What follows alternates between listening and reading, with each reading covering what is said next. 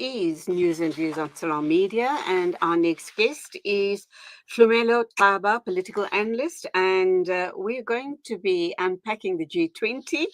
And I guess the all-important question to Hlumelo is if South Africa did in fact deliver a legitimate G20 summit, this despite US objections, but we're also going to focus on Africa and the impact on the rest of the continent.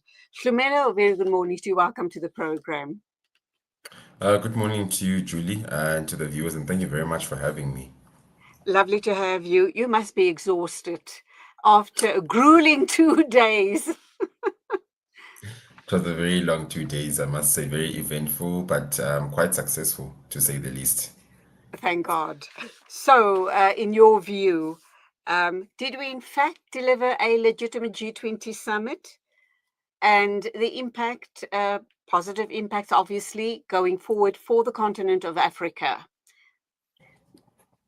Well, I really think that it was a very successful G20, like you alluded to just now, despite the fact that the US did not attend, because I think that the aim of the US, or maybe their assumption, was that given the fact that they regard themselves as a global superpower or as a hegemonic force, some of the things that were deliberated on, or rather the G20 in its entirety, would not really be successful. But fast forward to the time where the G20 event ultimately happened, you actually saw that everything that would ordinarily happen at the G20 actually happened. And I mean, the declaration, as a matter of fact, for instance, was actually adopted right at the commencement of the summit, as opposed to the end of the summit. And I think that alone, that's actually asserted how much President Ramaphosa, firstly, was asserting his authority and also sending a message to Washington to say that we can really do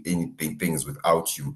I think that they are just trying to also show the cooperation. I think what was actually being depicted also was a cooperation between the member states that were present at the summit, because you will remember that for a declaration to be adopted, there needs to be a consensus that is actually emanating from, which is actually underpinned by inputs of the different member states. So that alone actually signaled that things are happening with or without the US. So I believe in its entirety, it was a very successful G20. And I think even the other member states actually commended President Ramaphosa for hosting a successful G20, because I mean, everything that you would expect to actually unfold did unfold, in as much as there were some unprecedented events. But I think that the G20, South Africa really did a good job in hosting this year's G20 summit. You talk about unprecedented events. I'd like you to unpack that for us, but I'm also going to add another question. There were last-minute hiccups, we understand, over whether South Africa would emerge with a statement or a declaration. Fortunately, as we understand it, common sense did win the day. What are your thoughts on that? There were also suggestions that it was declared the G20 and the handover to the US, the baton to the US, of course, was a bit premature, that it was declared, prior to the event actually happening. Was that in fact the case, or was it just a bit of a slip up on the part of a government official? Well, honestly speaking, I think that the South African delegation to the G20, for instance, people like Hlumelo, as well as President Cyril Ramaphosa and others who were actually involved in the planning process, did somehow maybe caucus and also decided on how they are going to approach or navigate their way around certain things.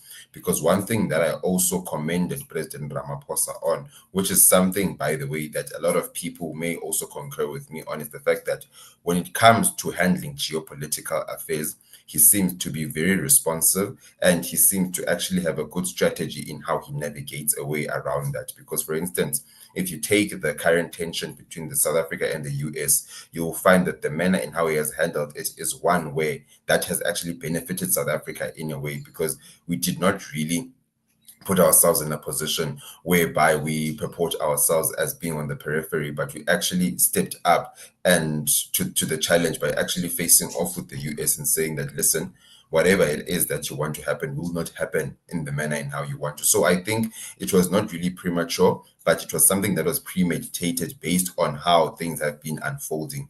And it's just a strategy that I think the South African delegation used in order to navigate a way around everything. And I think that one of the things which they actually sought to do was to not allow the current tension with the US to deter them from hosting a successful summit, which is something that they did successfully also, because like I mentioned initially, everything that we had expected to unfold at the G20 summit unfolded exactly the same way. And as much as there were some alterations here and there, such as the adoption of the declaration at the beginning of the summit, as well as the handing over not taking place like it ordinarily would. But I think other than that, everything else was fine. And I think all of these things that I say were unprecedented are things that are actually underpinned by reasons. But are things that are underpinned by reasons which are actually known by everyone, because the US said that they wanted to send a junior official to come and receive a handing over, but President Ramaphosa and the South African delegation did not allow that. So hence we just saw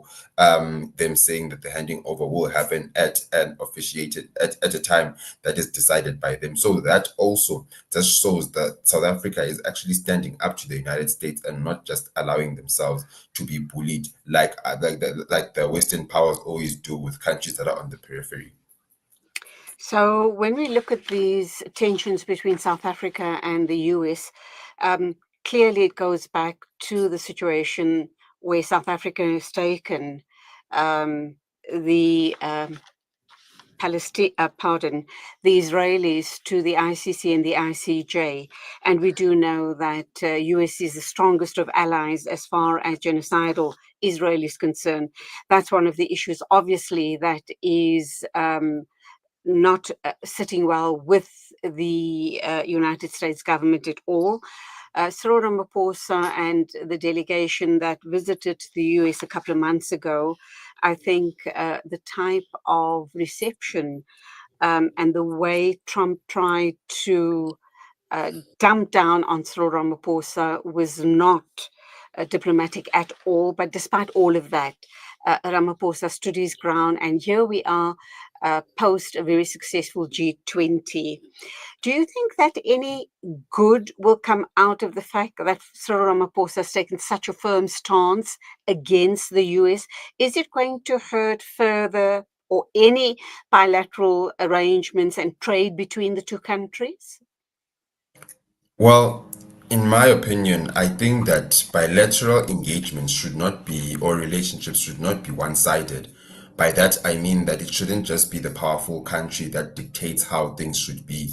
So I think what we currently see happen unfolding between the US and South Africa is that we see the less powerful country now also trying to stand up and actually showing that, listen, this is a two-way relationship and you cannot really do things the way you want. And we will not actually, because President Ramaphosa always emphasizes the fact that we will not be bullied. And I think he is living up to that rhetoric that we will not be bullied, because the manner in how, like I mentioned, he has been handling this situation shows that he's being firm and that he's standing his ground and not allowing himself to be deterred. Because one thing that is at the center of all of this, or rather a risk these tensions pose should the US always impose certain deliberations or certain views on South Africa, is that we risk losing our sovereignty, which is something that I always emphasize insofar as this relationship or this tension is concerned, that whatever it is that happens should not happen at the expense of South Africa's sovereignty being undermined, which is what the US seeks to do. But I think, like I said, President Ramaphosa has been standing his ground and he has been firm in how he has been navigating the tension between South Africa and the US. And we even saw with the G20 right now that he did not really allow any of the tension to affect in the manner in how the G20 was going to be hosted, because initially we did expect President Trump not to attend and send a proxy. But now, fast forward to, I think, 2 weeks back, where he said that he will not be coming to South Africa. That alone just goes to show how condescending he is to South Africa. And it's also not only that, but I think it's just also undermining multilateralism in its entirety, because the US not only with the G20, has been undermining or sending condescending sentiments to multilateralism. Because if you remember in the UN General Assembly, you will recall that President Trump even referred to the UN as a hoax, which is something that obviously everyone is entitled to having their own views. But I just got a sense that he just undermines multilateralism in its entirety. And I think the fact that he didn't even come to the G20 just goes to show, like I mentioned, that he does not have any regard for multilateralism, nor for the country, which is South Africa, that is hosting the G20. I kind of wonder about his motive. It does indicate a far right white supremacist attitude, does it not? Because it's the G20 was being held in Africa. I wonder what his stance would have been had he been in the Middle East, because he is very dependent on the petrodollars. We do know that MBS, and he had a meeting recently, and MBS has pledged a sum of almost $1 trillion to the US, I guess, in trade. So is it that he's looking once again at Africa as, non consequential, not important, simply because we're a black continent? And he's just fobbed us off by suggesting he's not going to attend. Would his stance have been different had the G summit been held elsewhere outside of Africa? That's the one part of the question. And then the impact on Africa as a whole. And also, just to add to the arrogance of Trump, I kind of also wondered, did he think that because he had pulled out and suggested he's not attending, that other Western countries would follow suit just to be in his good books, to put it very bluntly? Well, I think one thing we should notice with everything that has been transpiring between South Africa and the US for the past couple of months is that other Western countries are actually leveraging these tensions and using it as an opportunity to infiltrate South Africa, be it in whether they have good intentions or bad intentions.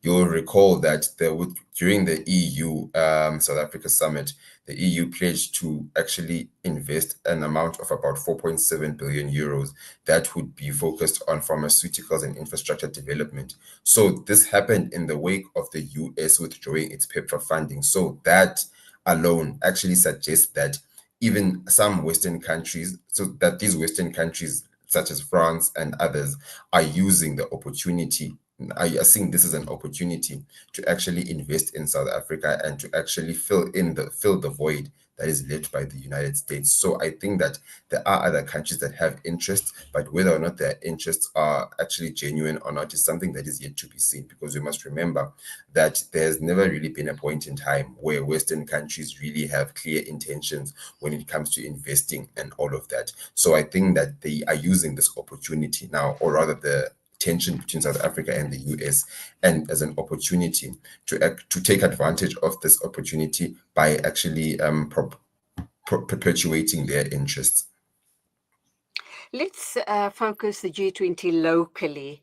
We know that regarding the preparation and the logistics of pulling this off very successfully, took probably over a year of planning by government ministers, different departments within government, City of Johannesburg, the mayor's office, etc.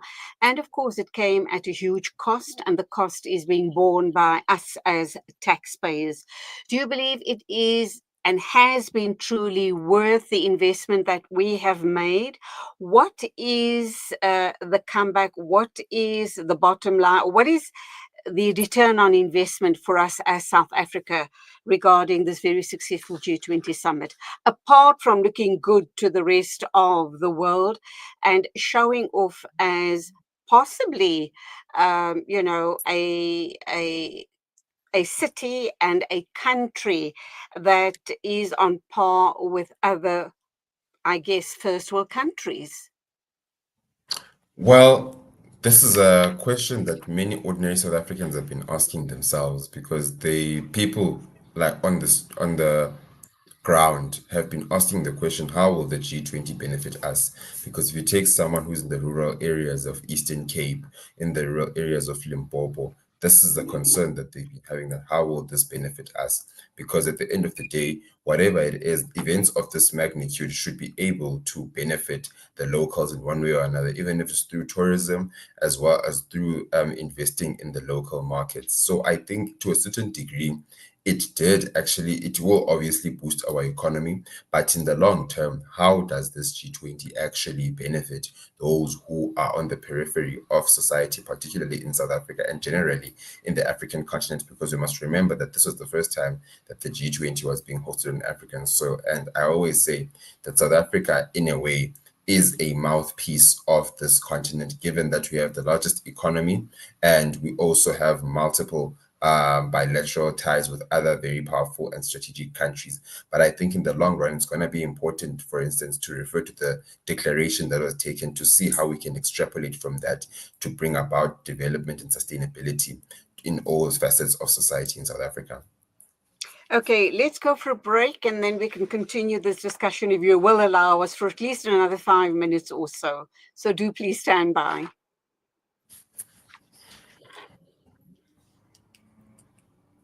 Investment and advisory services from an award-winning firm? Look no further than the Belmont Meyer Group, your gateway to unparalleled investment and wealth management. At Belmont Meyer, we believe in the art of wealth creation, a meticulous process fueled by our unwavering commitment to excellence. With a focus on providing elite alternative investments and quality advice, we also pride ourselves on maximizing value for our esteemed investors, as seen through our consistent outperformance. Your financial success is our top priority. Join us at Belmont Meyer and experience the difference firsthand. Ready to embark on a journey of greatness? Contact us today. Reach out to the Belmont Meyer Group on 078 786 1698. Call or WhatsApp or email us at info@belmontmeyer.com. Elevate your financial future with Belmont Meyer, where every detail matters. World-class financial services only at Sapphire Global, your financial partner. If you are looking for Islamic Sharia and ethical financial products, look no further. Sapphire Global offers a wide range of financial service offerings from short-term to life and investments. A full-service center with all financial requirements under one brand. Our highly skilled and experienced consultants are ready to help protect your financial future. Contact us on 041 001 0184 or visit our website on www.sapphireglobalfs.com. Sapphire Global is an authorized financial services provider. Shimmer, sparkle, captivate. Nothing less than a masterpiece.